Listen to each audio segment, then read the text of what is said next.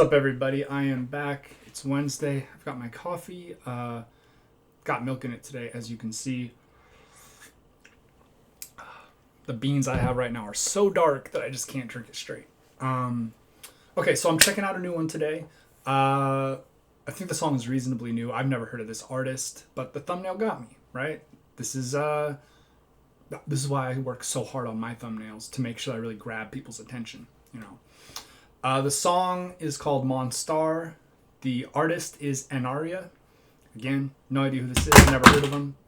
But we'll get into it in just a minute. We'll see how it is. A couple things before we get started. Please remember, I'm not an expert. I'm not a professional. This is not my day job. I just do this because I enjoy it. Okay, so please don't expect me to be getting too into the weeds on, construction of the song. And don't be a dick. I try to be thoughtful. I try to keep this stuff interesting. But I try to be respectful, and I would appreciate it if we could keep that same energy in the comments. With that out of the way, let's get into it. This is MONSTARRR by ENNARIA. This may be heavy, as just an FYI. So go and tell your friends that I'm a fucking monster. Sugar, spice, and torture. Do it for the culture. Tell your friends I'm crazy and it broke ya. Cut you off the roster. I'm a fucking monster. I'm a fucking monster. I'm a fucking monster.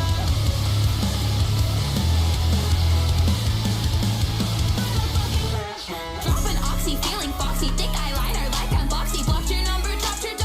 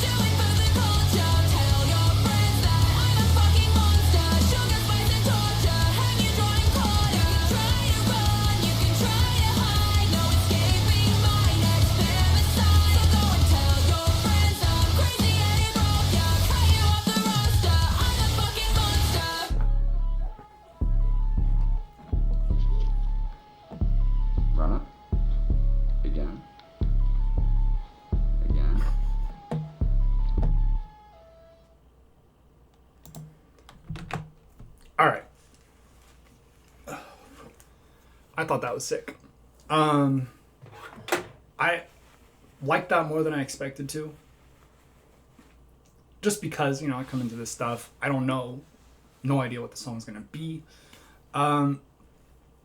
It's interesting, right? So for people of a certain age, my age, this brings back strong memories of Kiki Cannibal, various other scene queens, the raccoon tail hair, the what do they call it? Shotgun blast hair, the blowouts. I personally really liked that aesthetic. Not everybody does. I get it. Not everybody's into that. But I was the right age, and I was listening to the right kind of music. So those were the kinds of girls I was interested in. Very, very attractive lady, right? That's first. Wow, that's not first. That's just sort of the first thing that comes to mind. I don't know how much of this song production was her. I don't know if she's responsible for the music as well as the vocals. I would expect not, but it's totally possible. So I don't want to speak on that. There was nobody else featured in the video, but that doesn't mean anything. A lot of artists don't have their backing band in their videos. I was reminded of a few different artists listening to this. I was reminded a little bit, and understand, I'm not necessarily saying like musically, but sort of attitude-wise or vibe-wise. Kreayshawn, which a lot of people don't like Kreayshawn, but Kreayshawn is not unskilled. She had some interesting stuff in the early 2000s, or mid-2000s. Electric Callboy, right, with the mix of the metal and the synth. Kitty a little bit. Whoever what's her name? The girl who did Pop the Glock. I've seen her. Effie. I've seen her perform a couple times. Too Poor a little bit, right? You get some of these various female artists that kind of lean into the kawaii, Harajuku, the hot topic of it all. I think her hair looked sick. Just as an aside, I love the like multi-dye look. I think that's really cool. The video, gory, obviously. It's always cool to see people playing with these sorts of tropes, right? It's the I think it really is like the Chucky principle, right? This idea that this non-threatening, frail, cute, sort of looking person, right? All in pink and bubbly and all that, but they also have this horrifically dark side that can just come out, right? And that is a subversion, because when you look at someone like me, let's be honest, I'm 6'3", 210, right? You look at me, you think that guy might hit somebody over the head with a baseball bat and dump him in a river, right? Not because I look particularly mean or anything, but just because I'm big enough, and that sort of can be intimidating. People who are small, delicate looking, very pastel and pink and girly tend to not raise those same sort of alarm bells. So when you see these gruesome acts, it's hard to square the person doing them with the person that you see, right?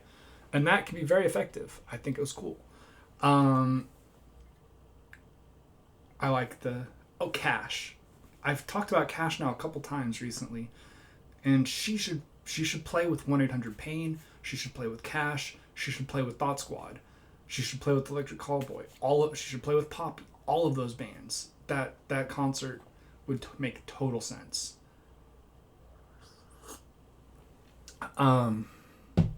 Yeah, I don't know. I don't know anything about this artist. I don't know what the consensus is. I thought it was fun. I don't know that musically it was all that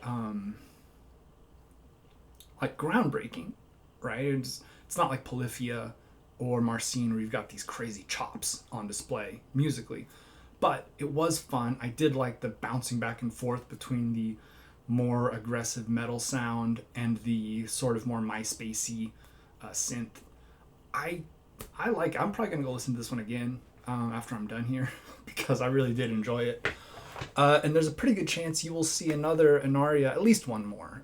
Usually when I get a band like this or an artist like this that I'm into, I usually try to get at least one more done, just to make sure that I'm right, that I like this band. So later this week or next week, keep your eyes out for another ENNARIA video. But that'll do it for today, I think. Thank you guys for watching. Have a good one. Stay safe out there. Drink lots of water. Be good to each other. And don't talk to cops.